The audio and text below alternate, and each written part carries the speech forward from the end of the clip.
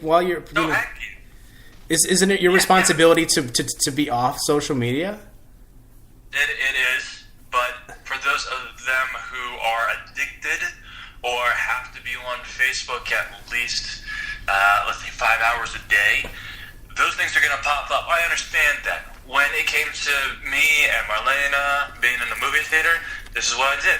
Turned off my phone, turned off my watch, because I knew that this was going to be an experience that I would never want to forget. Yeah. It's going to be basically up there with my baby being born. So I will turn off my phone when my baby is born, because I know that is a special moment. Yeah. And the fact that LaShawn McCoy shared that special moment with everybody shows that he has no control on basically what he wants to share.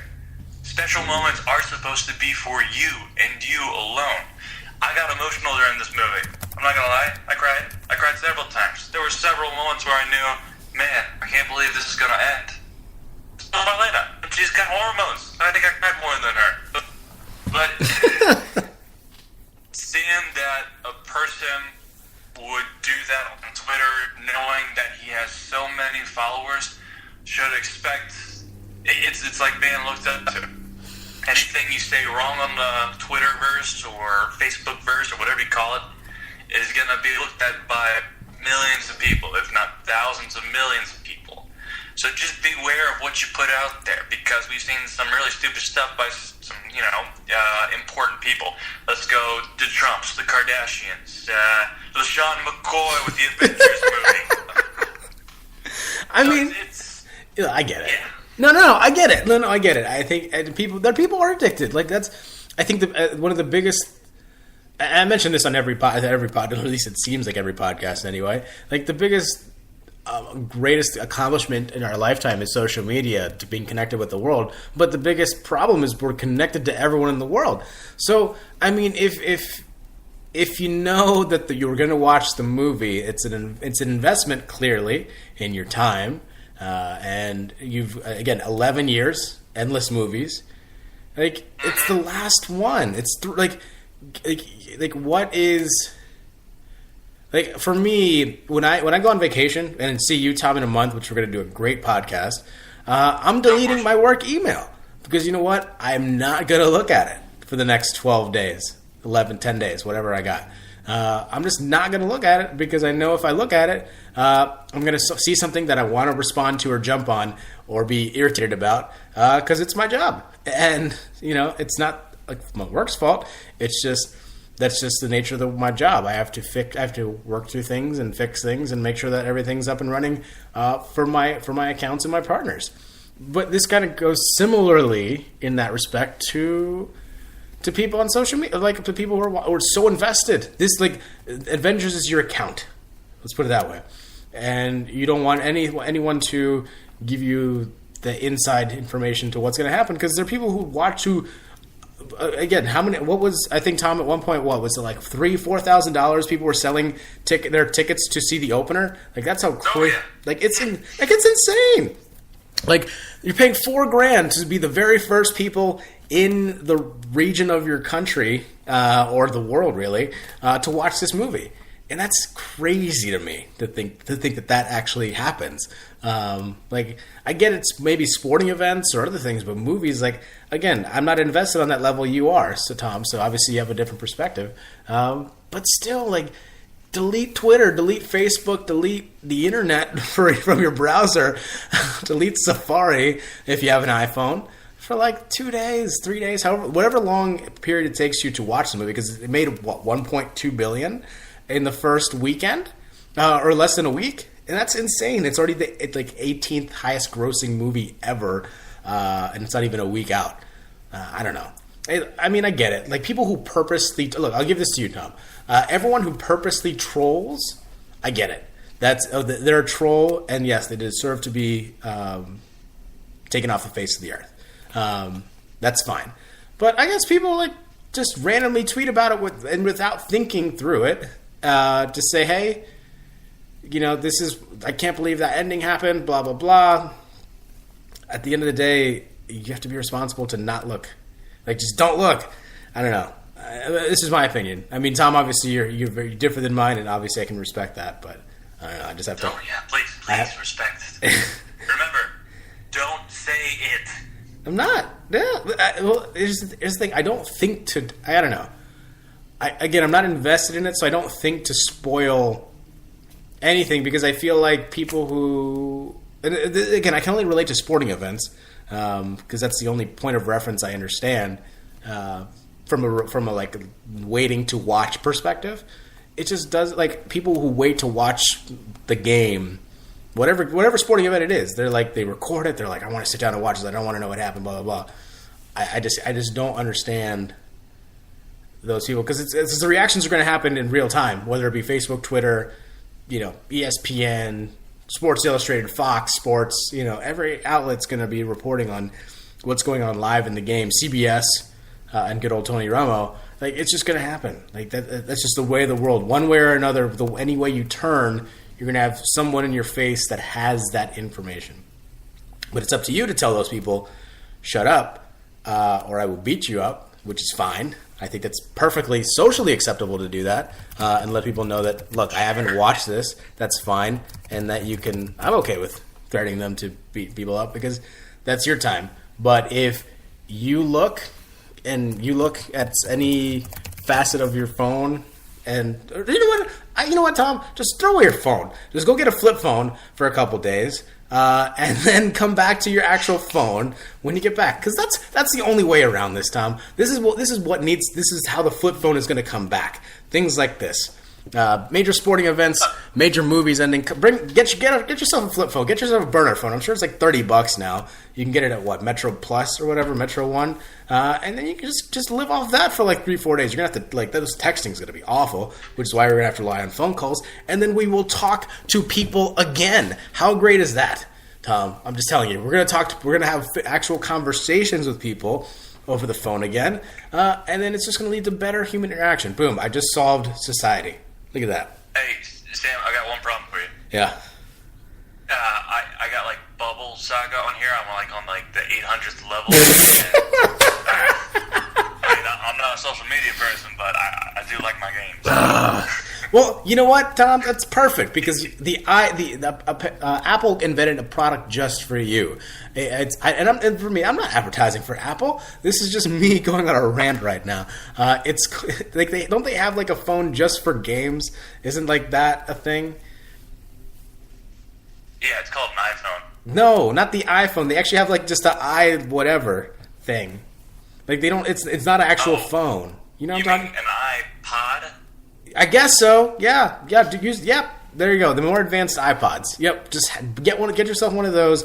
Don't connect it to the internet. Just play games and play games until you go watch the movie or watch your game. You need the internet to actually play the games as well. Well, you know what, Tom? Then you're gonna have to go get a ping pong ball, get a paddle, and just bounce it against the wall for however many days you need to until you go watch the movie or the sporting event. How about that? But how about this? I'm going to tell this. If my boss is listening, I'm going to whoop your butt in ping pong later. If any of the guys at my work are listening to this, I'm going to beat you at ping pong later. My knees are strong. I'm going to win. You got nothing on me. I'm going to spike that ball right down you. Bam! There you go. See, look. Please don't fire me. Of course not. No one's going to fire you. This is a live podcast where we're drinking and enjoying good banter. It's a good time. And look at that. 40 minutes into the podcast. We're almost 40. And that was the first segment, by the way. We haven't even taken a break. That's pretty amazing. I guess we'll take a break now, since I mentioned about it. Since I mentioned it. We'll be back in 30 seconds. Tom, let's talk about the Warriors and the Rockets and how ridiculous the Rockets are about submitting an audit report. Come on. Who submits an audit? And we'll talk about what that audit was submitted for after the break in 30 seconds. The weekend reminder on the Spicy Sports with Sam on Spreaker with Tom on Spreaker Radio.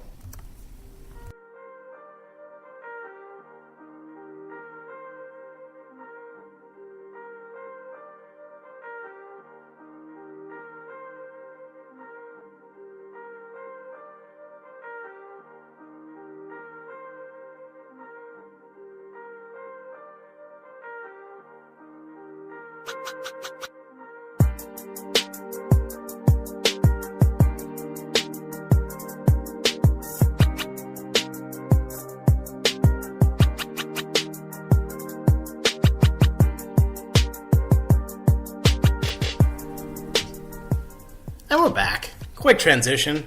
We don't like to keep you waiting. We want to go. We want to get this going. Tell the people what they want. Give the people what they want, really.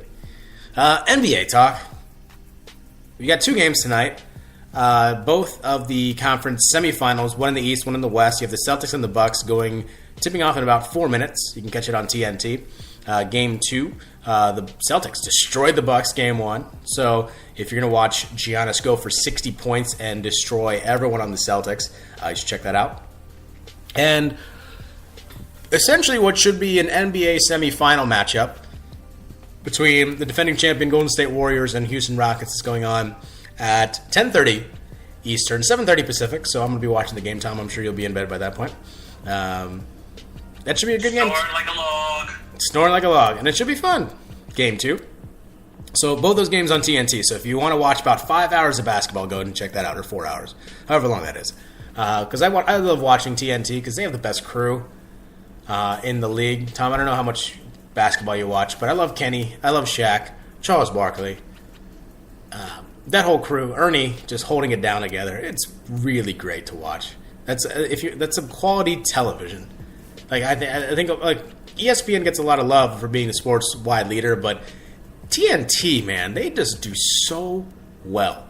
Like, the personalities just seem to flow perfectly with Ernie being at the orchestra, being the orchestra leader. I forget what it's called, and just kind of keeping it in a good flow. Like, I love it.